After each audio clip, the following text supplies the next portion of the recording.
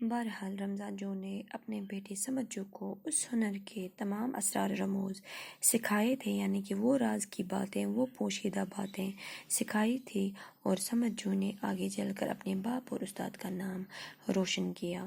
بڑ کے دکاندار حلقوں میں یہ بات مشہور تھی کہ ایک دن سمجھو کے ہاتھ سے بنا ہوا سنہری کلگی والا جنگلی مرغ دیکھ کر ایک انگریز کرنل کی جوان لڑکی نے چٹاک سے اس کے کھر درے میلے کچیلے ہاتھوں کو بوسہ دیا، یعنی کہ جو ایک انگریز لڑکی وہاں سیر کے سیاح کے لیے آئی تھی، انہوں نے وہاں پہ سمجھو کے ہاتھوں سے بنا ہوا ایک جنگلی مرغ دیکھ کر اس نے ان کے میلے کچیلے ہاتھوں کو بوسہ دیا سمجھو کے ہاتھوں کو، اس لیے کیونکہ اس نے اس کی کاریگری دیکھ کر وہ دنگ رہ گئی۔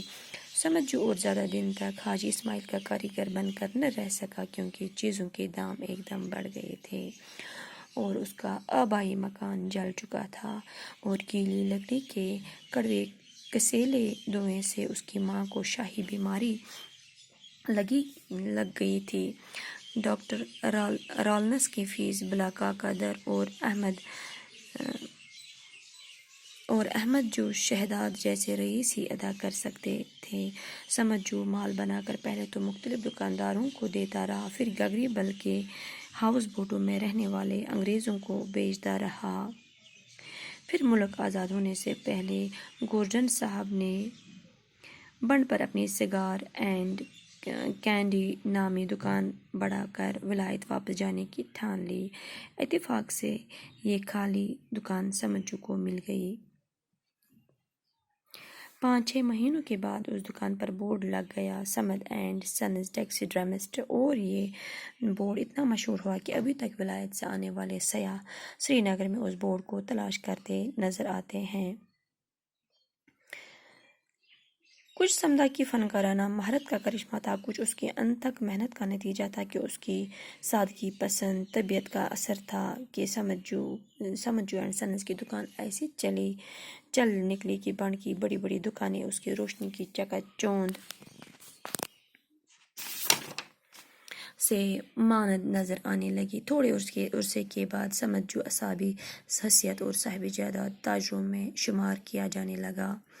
پہلے میں نے آپ کو یہاں سے یہاں پڑھایا کہ سمجھو کا جو آبائی مکان تھا وہ جل چکا تھا، اور اس کی جو ماں ہے وہ شاہی بیماری کی شکار ہوئی تھی، جس کی وجہ سے سمجھو کو بہت ساری تکلیفوں کا سامنا کرنا پڑا۔ تو اسی کے ساتھ انہوں نے بہت ساری محنت کی،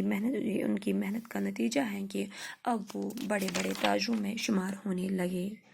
سمجھو نے اٹھ کر دکان کے اندر اخروٹ کی منقش تپائی پر رکھے ہوئے چیتے کے بچے کی پیٹھ پر پیار سے ہاتھ پھیرا، پھر شیشے کی بنی ہوئی ان آنکھوں کی طرف دیکھا جو اس نے نہایت فنکاری کے ساتھ اس کے چہرے میں فٹ کی تھی، پھر اس کے منہ پر لگائے ہوئے ان بالوں کو دیکھا جو ایک ایک کر کے بہت احتیاط کے ساتھ اس نے 15 دن میں لگائے تھے، پھر انگلی سے اس کے منہ کے اندر لگائے ہوئے چھوٹے چھوٹے تیز نوکیلے دانتوں کو چھو کر دیکھا۔ ہاں، واقعی چند قدم کی دوری پر ہر دیکھنے والے کو چیتے کا یہ بچہ ایسے نظر آئے گا جیسے ابھی یہ اپنا داہنا پنجہ آگے بڑھائے گا اور جست لگا کر اس اخروٹ کی تپائی سے کود پڑے گا۔ سمجھو اس چیتے کی بچے کی طرف دیکھ کر وہ اپنے خیالوں میں کھوتا گیا اور یہ سوچتا رہا کہ جو اس کے ساتھ ہوا تھا، ان کا مکان جل گیا تھا، اس کے سرٹیفکیٹ جل گئے تھے۔ سمجھو نے اس چیتے کی بچے کی پیٹھ پر پیار سے ہاتھ پھیرا اور اس کی آنکھوں کی طرف دیکھتا رہا اور نہایت فنکاری کے ساتھ اس چیز کی طرف دیکھ رہا تھا جو اس نے خود اپنے ہاتھوں سے بنایا تھا، چونکہ انہوں نے وہ چیتے کا بچہ اس طرح سے بنایا تھا کہ دیکھنے والے کو ایسا لگ رہا تھا کہ جیسے ابھی یہ اپنا داہنا پنجہ آگے بڑھائے گا اور ہم پر جپڑ پڑے گا۔